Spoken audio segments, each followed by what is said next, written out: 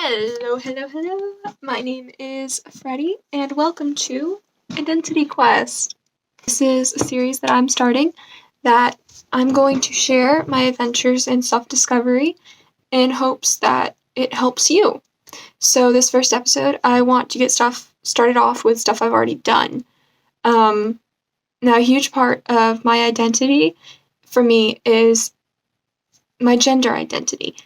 And that is something I have been struggling with since I was in elementary school, really. In elementary school, I knew that I was a bit different from everyone else in my class because when girls were talking about how much they wanted to wear this and all the typical female stuff, it's just really not for me. How excited they were to get their first, their periods and all that. And I was like, that's really not for me. I'm not really that excited about all of that. I looked at myself and I didn't see myself as very feminine like everyone else did. As a kid, like a little kid, I was always wearing dresses and I felt like I did that to kind of compensate for how I really felt. I wanted to present as feminine as I could because I didn't really see myself very feminine. And I thought that there was something wrong with me for that. And there's not. When I was in middle school, I figured out about the LGBT community. I was introduced to a few friends who were LGBT, and we really hit it off. And as we learned more about each other, they explained to me what the LGBTQ plus was. And that was when I first thought about, what if I'm not cis? What if I'm not a girl? So obviously, you don't know until you try. So I went and I got my first really short haircut, and it looked awful. I tried to look like Sammy Gale from Blue Bloods, because that was a show my dad and I were watching, and I thought it was really cool, and I was like, she's so beautiful, like, we kind of look the same. We don't. It's still feminine enough, but it'll be short. I'll be able to do it.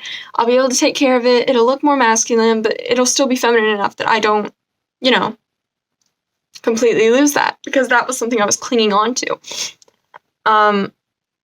So I did that, and I regretted it because my acne started breaking out really bad on my forehead where my bangs were. It was really bad, and I got made fun of a lot. I got bullied a lot for it, but I knew that I did want short hair because it was so much easier to take care of. People were telling me that it was just like a masculine look for me. It made me feel closer to how I felt inside. It helped the outside match that a bit, but I was still I was confused because everyone was still calling me a girl. Everyone was still doing this, and it was just, it was confusing. So I let it grow back out and got to this stage, and I hated that. So that was when I first started dyeing my hair. I thought, you know what, maybe the natural brown that I have, this isn't it, by the way. This still has a little bit of the red hair dye that I had in recently. Before I shaved my hair. We'll get into that in a minute. I started dyeing my hair because I was like, okay, well, maybe cutting it's not the thing. Maybe I can have long hair, but I just dye it to try and feel more of how I look. To look more how I feel, rather. That would make more sense, right? So I started dyeing my hair, and my dad was not very happy about that. So we let that go out. We washed out all the black hair and the red. We washed that out. That all came out. And then I started getting longer and longer hair, and I was just not happy with it. People were still really, I felt like I still had to be really feminine, but I didn't feel feminine. I felt out of place. I felt like I was in the wrong body. I didn't feel like I fit. Everyone else was they had a place, and I don't know how to put this into words. If you're questioning your gender identity and expression, if you're questioning that, then you understand what I'm saying. By this point, I already knew. I like girls, I like boys, I liked everyone. I just cared about personality. I did not care how they identified. Excuse the AC. I did not care how they identified. I just cared about their personality. And in middle school, I got my first girlfriend. Her name is Sylvia. I'm not going to show her. And it was fun. It was nice. I don't quite remember why we broke up, but keep in mind I'm like a senior in high school now, so it was a while ago. This was 6th grade. So I don't quite remember what happened, but I know we broke up, and then I ended up dating a few more guys and a few more. But I knew that at this point I was pan. So that was not what scared me. What scared me was I didn't know what I was. And I was dating a ton of straight guys who were really just, they treated me like I was really feminine, and I didn't like that. Like, they only really appreciated when I was wearing makeup. They only really liked when I had my hair done. They only really liked when I was wearing dresses and makeup and jewelry, and I already said makeup, but that was a big thing.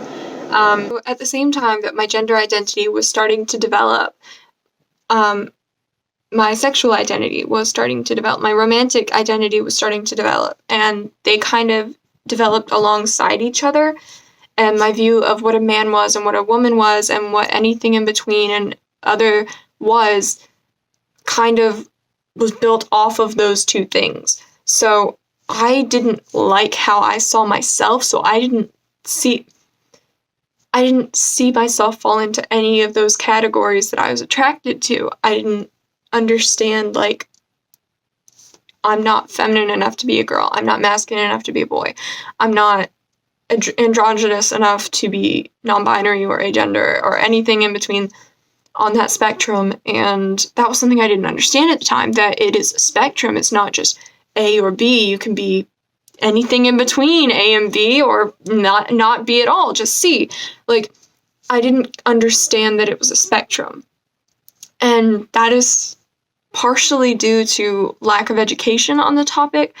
Our school system tends to not talk about any of this, and I didn't know where to start looking for it.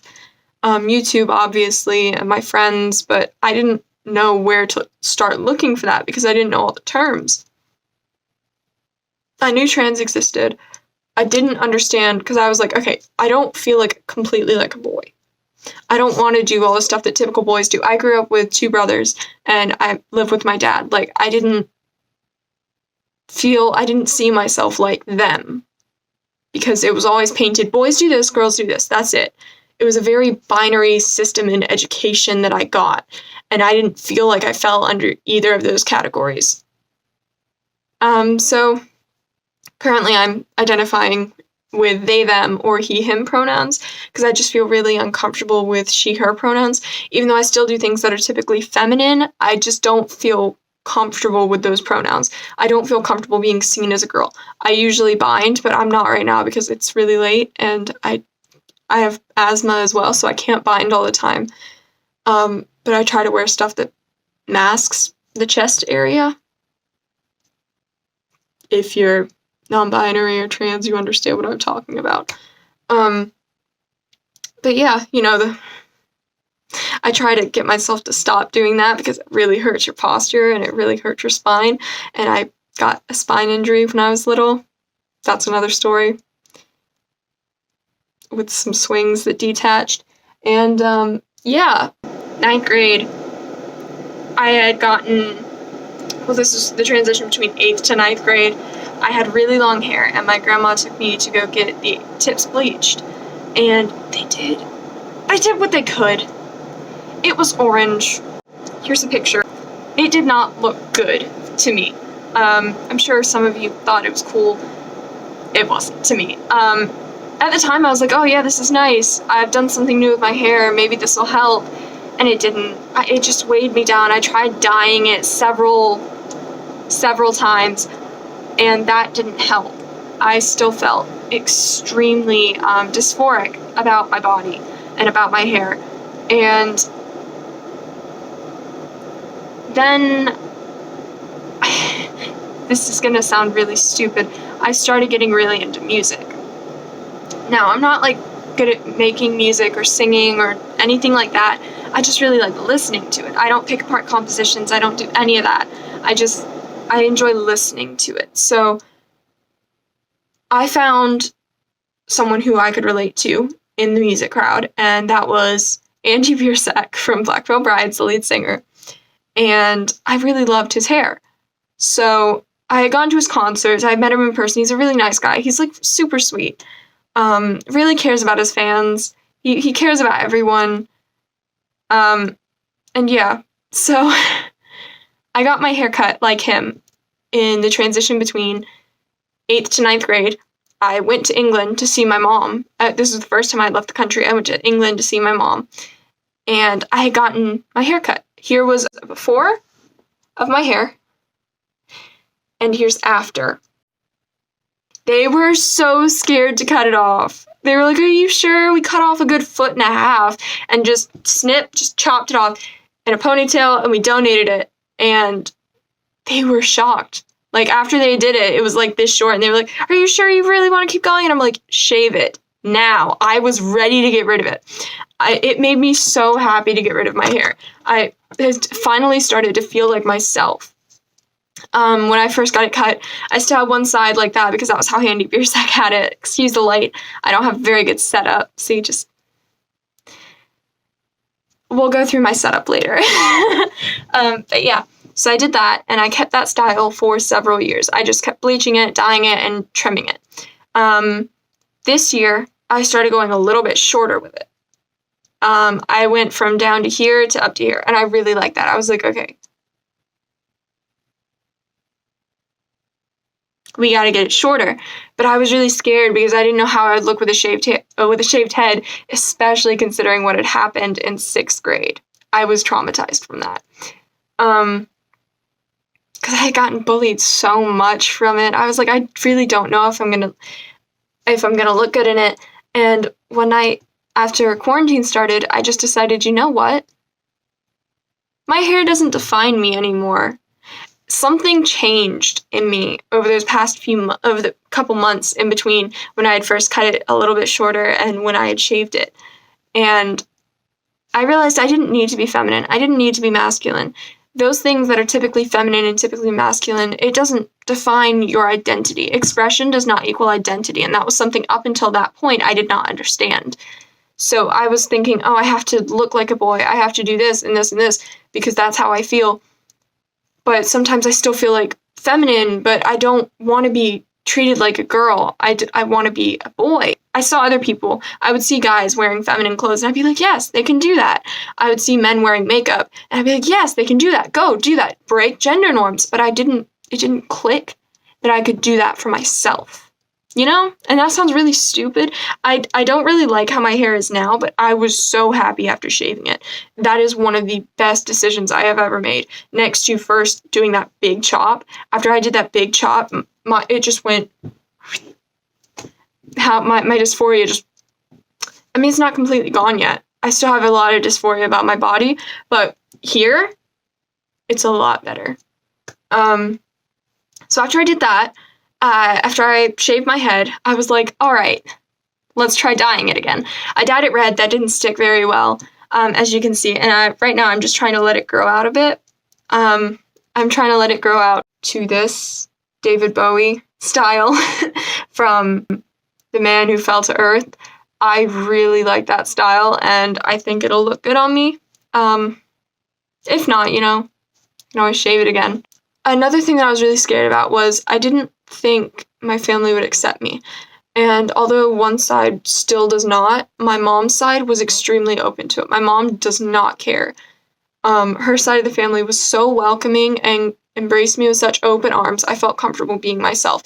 And had I not had that trust and that help that I had from them, I don't think that I would be as comfortable presenting as myself as I am today.